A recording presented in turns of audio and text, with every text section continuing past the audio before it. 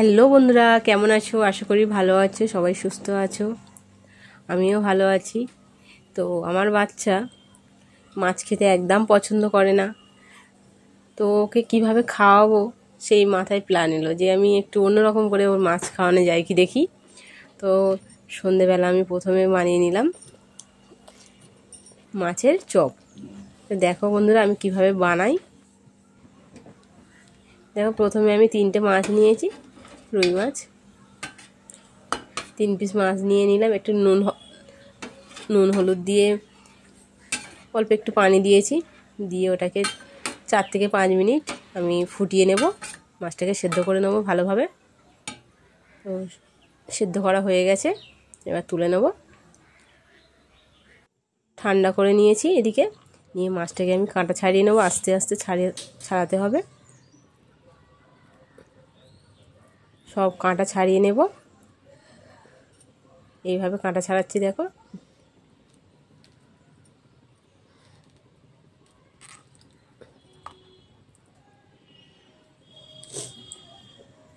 একটু সময় ধরে কাঁটাগুলো ছাড়িয়ে নিতে হবে।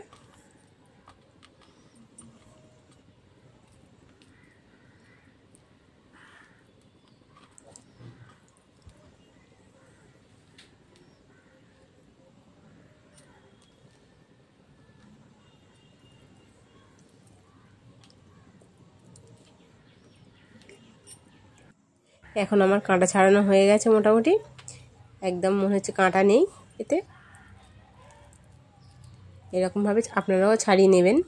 তো আমি পেঁয়াজ কুচু করে নিয়েছি, রসুন কুচু করে নিয়েছি, লঙ্কা কুচু করে নিয়েছি, সব কুচুই দিয়েছি। তেল গরম হয়ে গেছে কড়াইতে, দিয়ে ওতে কুচু বাটা দিলে ভালো লাগবে না। পেঁয়াজ কুচু, আদা কুচু, রসুন কুচু আর লঙ্কা কুচু। আমার আদা কুচু আমার পছন্দ না বলে আমি রসুনের কুচু দিয়েছি, দিয়ে লাল লাল করে নিয়েছি। এদিকে মাছটাকে আমি যাতে না একদম পানি থাকে, মাছটাকে রস না থাকে চিপে চিপে বের করে নিয়ে শুকনো করে নিয়েছি। নিয়ে ওটাকে আমি মশলার মধ্যে ভালোভাবে নাড়াচাড়া করব, কষিয়ে নিতে হবে। সুন্দর করে কষিয়ে নিতে হবে, একদম ঝরঝরে ভাব যেন হয়ে যায়, সুন্দর হয়ে যায়।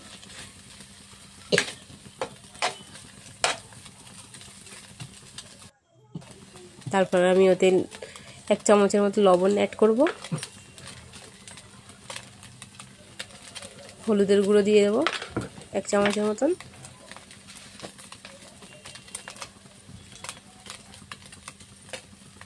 এদিকে আমার ভাজা মশলা ছিল, জিরে ধনে গরম মশলা একসঙ্গে করে ভেজে রেখে দিয়েছিলাম। ভাজা মশলা দিয়ে দিলাম, গরম মশলার গুঁড়ো একটু দিয়ে দিলাম, গোলমরিচের গুঁড়ো 1 চামচ দিয়ে দিলাম। দিয়ে ভালোভাবে মশলাটাকে কষাতে হবে। এরকমভাবে সুন্দর করে কষিয়ে নিতে হবে।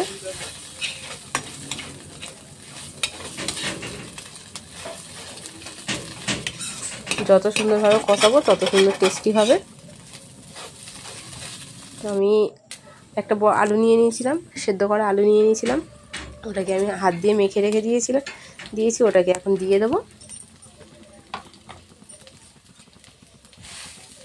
আলুটাকেও ভালোভাবে ম্যাশ করতে হবে মশলার সঙ্গে, যতভাবে আমি ম্যাশ করবো সুন্দরভাবে চপের এটা সুন্দর হবে। চপের আকারটা নেব, তো এটা যে কোনো আকার নিতে পারেন, তো ওই আকারটা সুন্দরভাবে করা যাবে।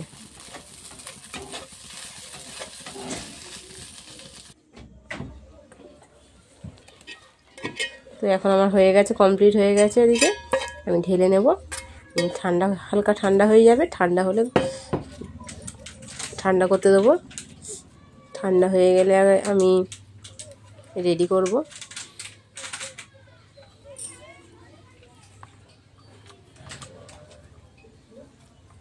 আমি একে একে করে নিয়ে নিচ্ছি।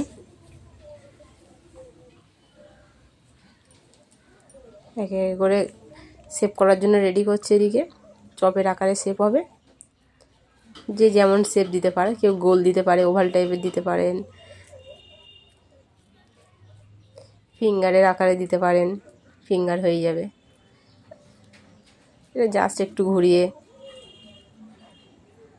লম্বা শেপ টাইপের দিচ্ছি, যে যেমন দিতে পারেন।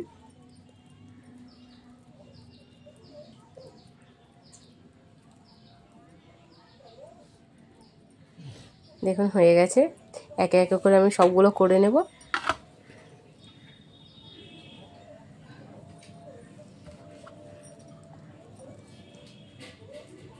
আলতো হাতে করতে হবে যাতে ফেটে না যায়। হাতে একটু তেল মাখিয়ে নিলে ভালো।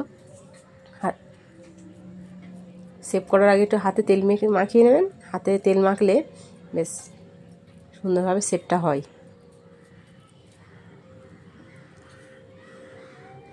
দেখুন হয়ে গেল আমার।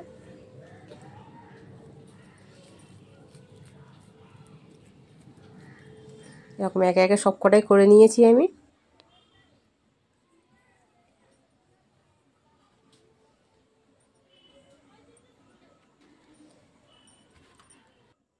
অন্যদিকে আমি একটা বাটি নিয়েছি, ওতে 2 চামচ কর্নফ্লাওয়ার নেব, একটু লবণ অ্যাড করলাম, একটু গোলমরিচ অ্যাড করলাম, ওর সঙ্গে পানি অ্যাড করলাম, দিয়ে এটাকে কর্নফ্লাওয়ারটা একটা ব্যাটার বানাবো।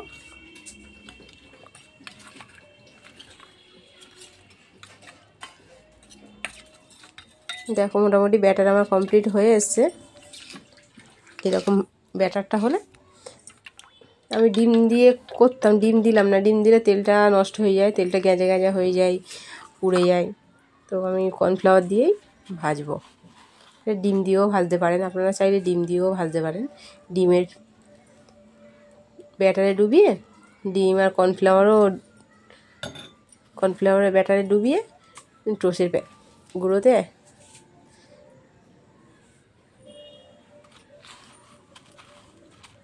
আমি টোস্টের গুঁড়ো নিয়ে নিয়েছি। টোস্টের গুঁড়োতে আমি সুন্দর করে আমি র্যাপ করছি।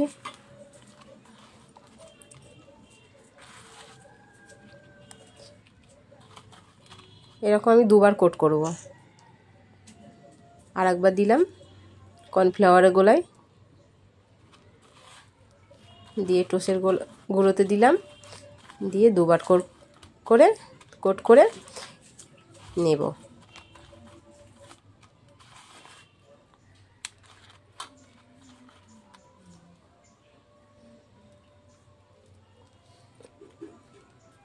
একে একে করে আমি সবকটাই করে নেব।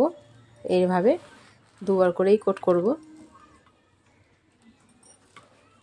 কোট করে 2বার করে করলে সুন্দর হয়, এটা ফেটে যাওয়ার ভয় থাকে না। এটাকে নিয়ে আমি কমপ্লিট হয়ে গেলে আমি ফ্রিজে আধ ঘন্টার মতন রাখবো। বাইরেও রাখলে হবে, ফ্রিজেও রাখলে হবে।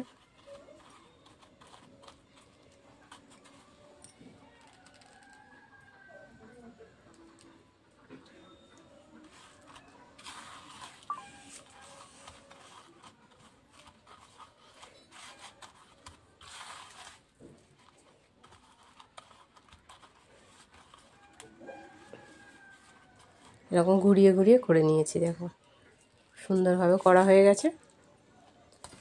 সব কটা রেডি হয়ে গেছে আমার। এখন আমি কিছুক্ষণের জন্য রেখে দেবো, ফ্রিজে রেখে দেবো কিছুক্ষণের জন্য, ঢাকা বন্ধ করে। কিছু একটা ঢাকা দিয়ে ফ্রিজের মধ্যে দিয়ে দিতে হবে, বা কন্টেনারে ভরে রেখে দিলে হবে। দিয়ে আমি তেল গরম বসিয়ে দিয়েছি, কড়াইতে তেল গরম দিয়েছি।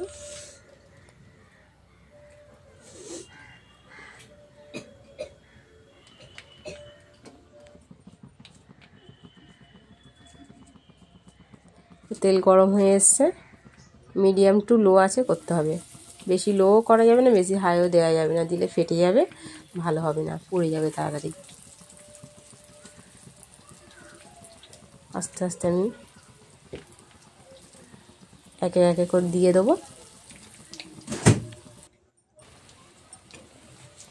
দেখো বন্ধুরা, এক পিঠ হয়ে গেছে, আর এক পিঠ আমি লাল লাল করব, লাল লাল হয়ে যাবে।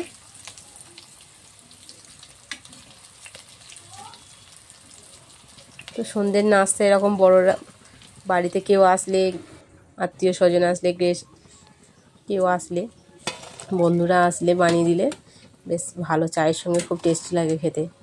তো আমার ছেলেকে তো দিয়েছি, ছেলে তো বুঝতেই পারেনি যে মাছ খেয়েছি না কি খেয়েছি। তো এইভাবে ওকে খাওয়াই, ও মাছ খেতে চায় না, এইভাবে খাওয়াই ওকে। বিকালবেলা চায়ের নাস্তার সঙ্গে এটাও খেতে খুব টেস্টি লাগে। দেখো কত সুন্দর হয়েছে।